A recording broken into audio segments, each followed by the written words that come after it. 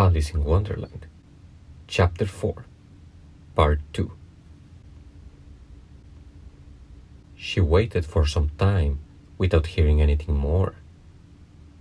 At last came a rumbling of little cartwheels and the sound of a good many voices all talking together. She made out the words, "Where's the other ladder? Why, I hadn't to bring but one. Bill got the other. Bill, fetch it here, lad. Here, put 'em up at this corner. No, tie 'em together first. They don't reach half high enough yet. Oh, they'll do well enough. Don't be particular. Here, Bill, catch hold of this rope. Well, the rough bear. Mind that loose state. Ah, it's coming down. Heads below." A loud crash. Now who did that? It was Bill, I fancy. Who's to go down the chimney? Nay, I shan't. You do it. That I won't. Then Bill's to go down. Here, Bill, the master says you're to go down the chimney. Oh, so Bill's got to come down the chimney, has he? Said Alice to herself. Shy, they seem to put everything upon Bill. I wouldn't be in Bill's place for a good deal. This fireplace is narrow, to be sure, but I think I can kick a little. She drew her foot as far down the chimney as she could, and waited till she heard a little animal, she couldn't guess of what sort it was, scratching and scrambling about in the chimney, close above her. Then, saying to herself, "This is Bill," she gave one sharp kick and waited to see what would happen next. The first thing she heard was a general chorus of "There goes Bill." Then the rabbit's voice along, "Catch him, Chew, by the heads." Then silence, and then another confusion of voices. "Hold up his head. Randy now, don't choke him. How was it, old fellow? What happened to you? Tell us all about it." Last came a little feeble squeaking voice. "That's Bill," thought Alice. "Well, I hardly know.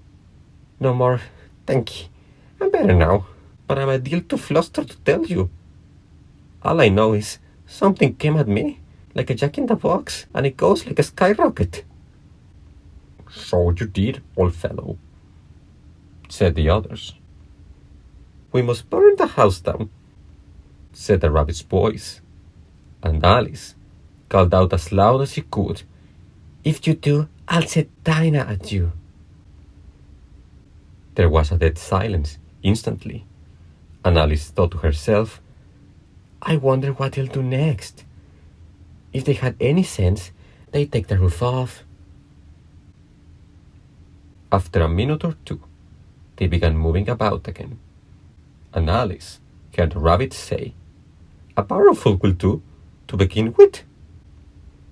"A barrowful of what?" thought Alice. But she had not long to doubt, for the next moment a shower of little pebbles came rattling in at the window, and some of them hit her in the face. "I'll put a stop to this," she said to herself, and shouted out, "You'd better not do that again," which produced another dead silence. Alice noticed, with some surprise, that the pebbles were all turning into little cakes as they lay on the floor, and a bright idea came into her head. "If I eat one of these cakes," she thought, "it's sure to make some change in my size. And as it can't possibly make me larger, it must make me smaller, I suppose." So she swallowed one of the cakes, and was delighted to find that she began shrinking directly. As soon as she was small enough to get through the door, she ran out of the house, and found quite a crowd of little animals and birds waiting outside. The poor little lizard Bill was in the middle, being held up by two guinea pigs, who were giving it something out of a bottle. They all made a rush at Alice the moment she appeared, but she ran off as hard as she could, and soon found herself safe in a thick wood. "The first thing I got to do," said Alice to herself as she wandered about in the wood, "is to grow my right size again. And the second thing is to find my way into that lovely garden. I think that will be the best plan." It sounded an excellent plan, no doubt, and very neatly and simply arranged. The only difficulty was that she had not the smallest idea how to set about it, and while she was peering about anxiously among the trees, a little sharp bark just over her head made her look up in a great hurry. An enormous puppy was looking down at her with large round eyes and feebly stretching out one paw, trying to touch her. "Poor little thing," said Alice in a coaxing tone, and she tried hard to whistle to it, but she was terribly frightened all the time at the thought that it might be hungry, in which case it would be very likely to eat her up, in spite of all her coaxing. Hardly knowing what she did, she picked up a little bit of stick and held it out at the puppy, whereupon the puppy jumped into the air off all its feet at once, with a yelp of delight, and rushed at the stick, and made believe to worry it. Then Alice dodged behind a great thistle to keep herself from being run over, and the moment she appeared on the other side, the puppy made another rush at the stick, and tumbled head over heels in its hurry to get hold of it. Then Alice, thinking it was very like having a game of play with a cart horse, and expecting every moment to be trampled under its feet, ran round the thistle again. Then the puppy began a series of short charges at the stick, running a very little way forwards each time, and a long way back, and barking hoarsely all the while, till at last it sat down a good way off, panting, with its tongue hanging out of its mouth and its great eyes half shut. This seemed to Alice a good opportunity for making her escape, so she set off at once, and ran till she was quite tired and out of breath, until the puppy's barks sounded quite faint in the distance. "And yet, what a dear little puppy it was," said Alice, as she leant against a buttercup to rest herself, and fanned herself with one of the leaves. "I should have liked teaching it tricks very much, if I'd only been the right size to do it.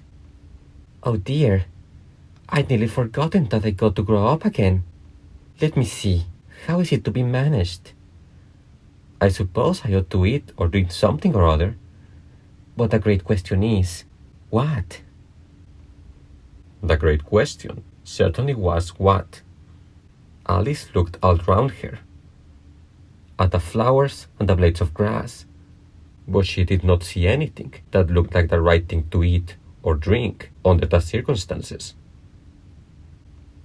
There was a large mushroom growing near her, about the same height as herself, and when she had looked under it, and on both sides of it, and behind it, it occurred to her that she might as well look and see what was on top of it. She stretched herself up on tiptoe and peeped over the edge of the mushroom, and her eyes immediately met those of a large blue caterpillar that was sitting on top with its arms folded, quietly smoking a long hookah, and taking not the smallest notice of her or of anything else. Thanks for listening.